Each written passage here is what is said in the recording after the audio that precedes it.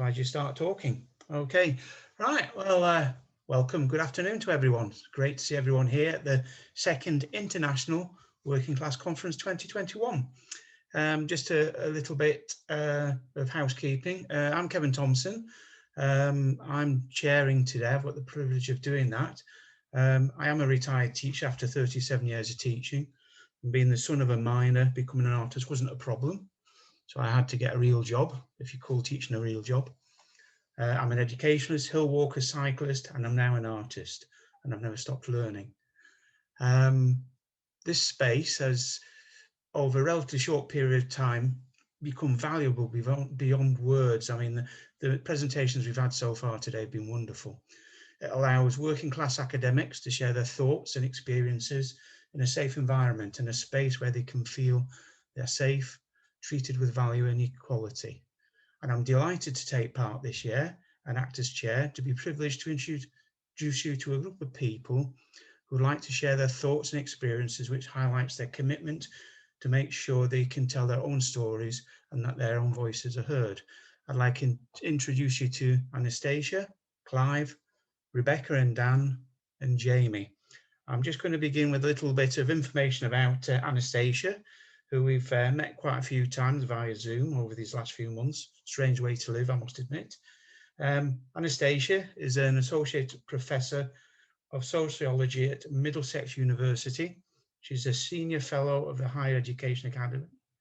She's a long-term committed academic activist, trade unionist, feminist and anti-racist.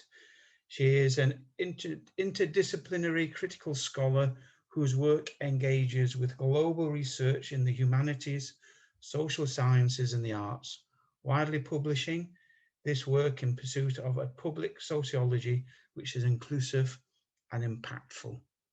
Wow, what more can I say? Over to you, Anastasia. Thank you very much, Kevan, for chairing the session and for your kindness. Greetings to all. It's great to have this digital encounter.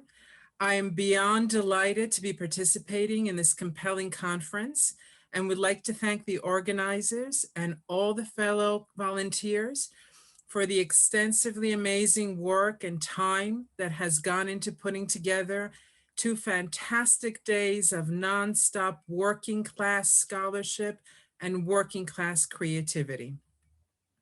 It is wonderful to share virtual time and space together, and thank you very much for joining the session, which includes a fantastic list of colleagues on fascinating themes. So I'm really enthusiastic to be in dialogue with my colleagues. This presentation combines commentary with poetry reading to make an intervention on how both mold affordances of what I call unhoming pedagogies and the effectivities of being a working class migrant academic activist in the neoliberal academy of what is termed the hostile environment in Brexit Britain. The contribution grapples with how societal trauma triggered by a number of crises, exacerbated by exclusions and divisions, is a challenging arena, and one which for academic activists trying to imagine the future of freedom and utopias of social justice, equity, and humanity demands an intersectional awareness. I therefore share autoethnographic and poetic reflections while engaging with cultural politics, intersectional and feminist approaches, decolonial and postcolonial epistemologies, narrative analytics, and the critical sociologists of public scholarship, and while embracing a feminist ethics of care and a social justice for community development, activist, and an anti-racist agenda. These contextualize the public and pedagogic spheres as spaces of what I just named as unhoming, and they can yield experiences of displacement through processes of rupture, exclusion, racialization, and by extension as a form of gendered violence, which is psychosocially and emotionally saturated in the toxicity of how classed and ethnicized groups are othered through everyday sexisms, ageisms, and racisms. My critical intervention today draws from a threefold theorization of what I call a discomforting of politics, and this draws from Chadwick's fantastic 2021 work on the politics of discomfort.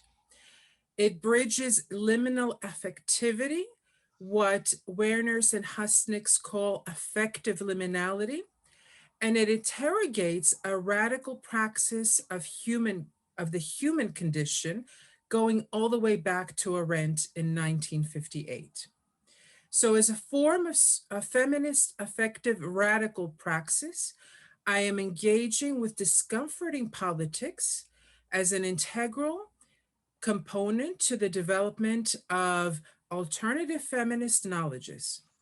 This is theorized by Chadwick in their 2021 work as exploring discomfort as a sweaty concept, transformative as an interpretive and disruptive resource with intensity and resistance. So I push for discomforting feminist politics to engage with Arendt in understanding political participation in society as an exemplification of action in becoming human. So for me, affordances of unhoming pedagogies require activating struggles for social justice in the university, especially when as working class academics, we are invisibilized and rendered voiceless on assumptions of worth. Are we worthy to count? Are we worthy to be included? Are we worthy to be counted as more than second or third class working class academic citizens? So Bell Hooks tells us, and I quote, moving from silence into speech is for the oppressed, the colonized, the exploited, and those who stand in struggle side by side. A gesture of defiance that heals, that makes new life and new growth possible. It is that act of speech, of actually talking back, that is no mere gesture of empty words, that is the expression of our movement from object to subject, the liberated voice, end quote. So activating for me, learning and teaching spaces for social justice requires the adoption of pedagogies of discomfort and critical intercultural inquiry. These processes demand emotional and logistical labor in transforming the affordances of unhoming pedagogies into what hopefully will become transformative spaces of belonging, not just in the classroom, but also in the academy with a capital A. Beyond knowledge economy working class workers, but as equal partners in the co-production of inclusive visions and strategies, while embracing sociocultural accounts of differing intersectional identities of academics, emphasizing ethically inclusive academic citizenship, a dialogic ethos to democratic debates and real pragmatic consultations, not fake post-truth pretend ones, but authentic dialogues that can become the stage for meaningful structural change. In building universities or rebuilding universities as learning pathways to promote and accelerate new ideas through knowledge co-production and exchange. So basically, learning through and towards social justice develops real critical thinking, collaboration, respect, care, compassion, and self-reflection skills, necessary to foster better societies. Learning and teaching for social justice perceives lecturers as co-learners of themselves, others, institutions, practices, etc., and enables empowering for all, and I underscore all, to voice concerns and question unjust situations in their individual and collective lives and the lives of those on a regional, national, and global scale. In sharing my key reflections here, I draw on a 2-decade journey in the UK and various UK academic institutions, while pedagogically engaging with the cultural politics of the type of public, anti-racist, inclusive, activist academic agenda that I'm talking about. So such an agenda requires a difficult plunge into reflexivities that contextualize the public and pedagogic spheres as spaces of trauma and what I've called unhoming, and can yield experiences of displacement through these processes of rupture, exclusion, racialization, and by extension, this form of gendered violence that I talk about, which is saturated by the toxicity of these isms of exclusion, sexisms, ageisms, racisms, ableisms, and classisms. These are experiential depictions of how the precariat and othered of us is categorized, and it saturates the layered imagery of the poetry that I will now turn to. The poetry I will be reading is a trilogy of entanglements of crises. Poem number 1 draws on pandemic necropolitics.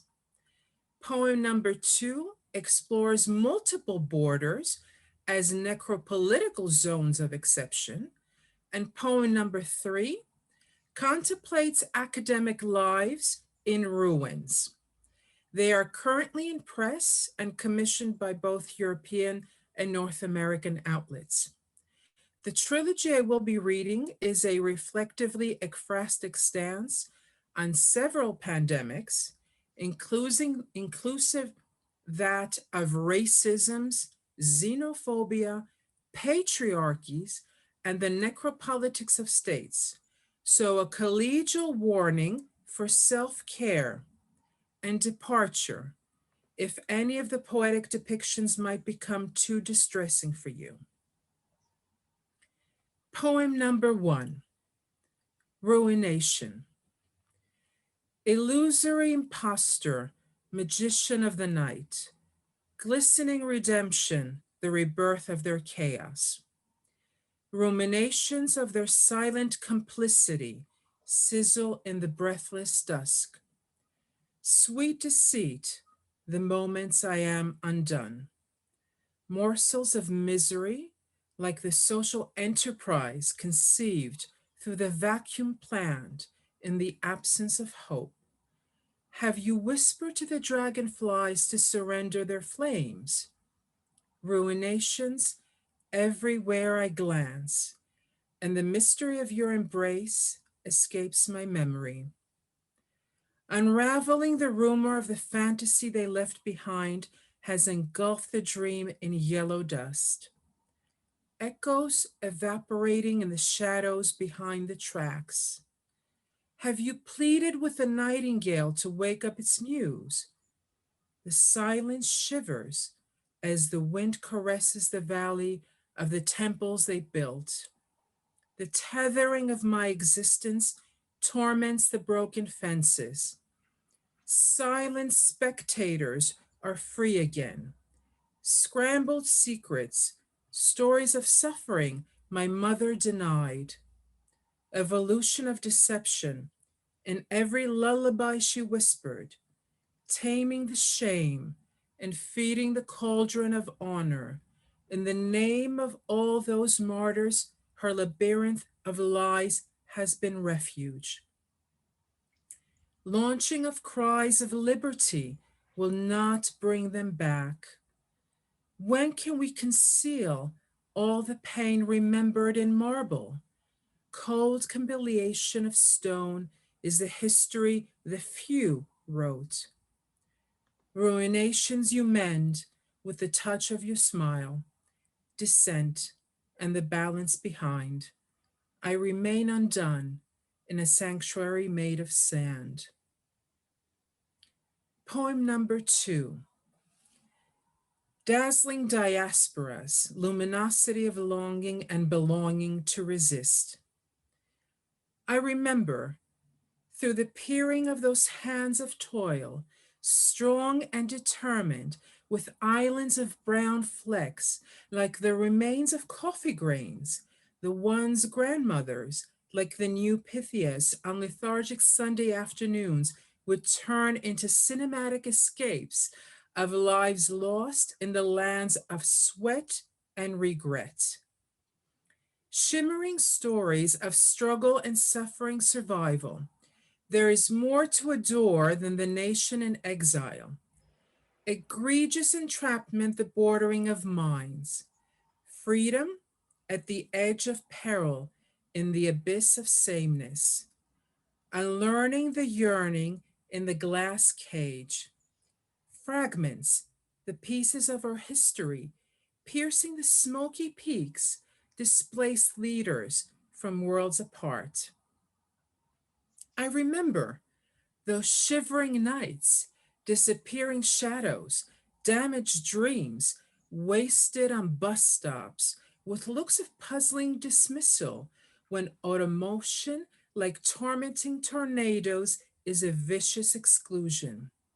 Liberation for the few, the rest, destination unknown.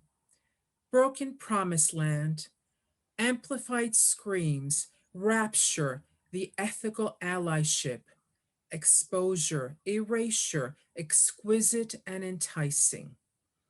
Dazzling diasporas, in the luminosity of your longing, you showed that belonging to resist is the only way to exist.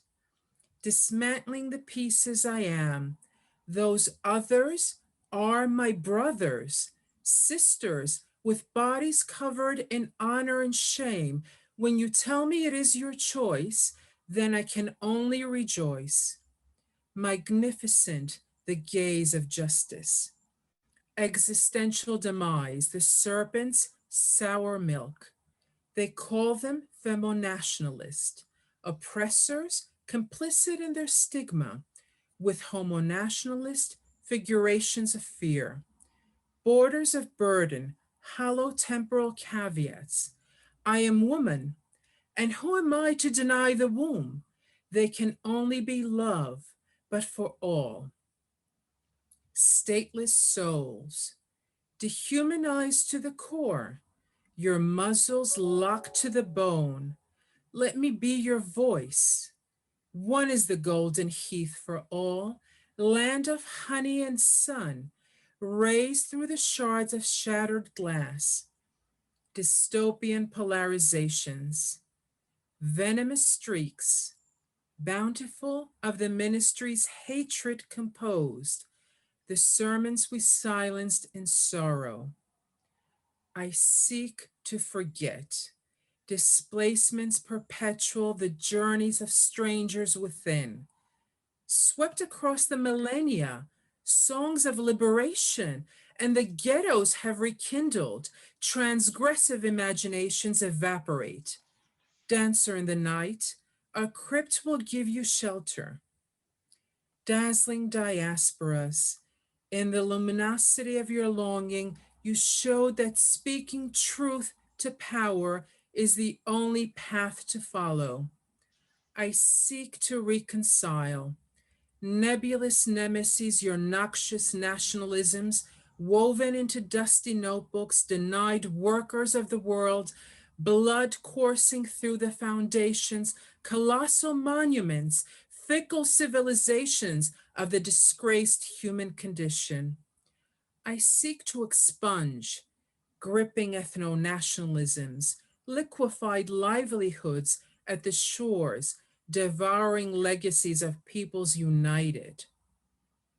Entrapments of Narcissus, reflections of the abyss we buried along with our humanity.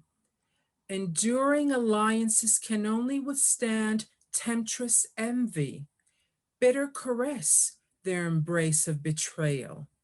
The iridescent crow, glowing display, modest and wise.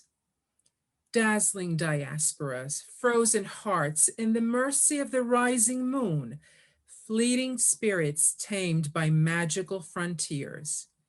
Emancipatory lullabies whispered to cleanse the night, oxygen denied, eternal witness your shrieks have soothed, restoring light in the darkness.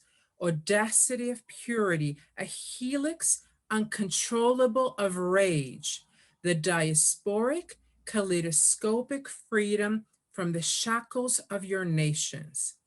Supreme patriarchies, feeding the beast, bile spewing, misogynistic, racist, classist, ableist, ageist, heteronormative creations of your hate.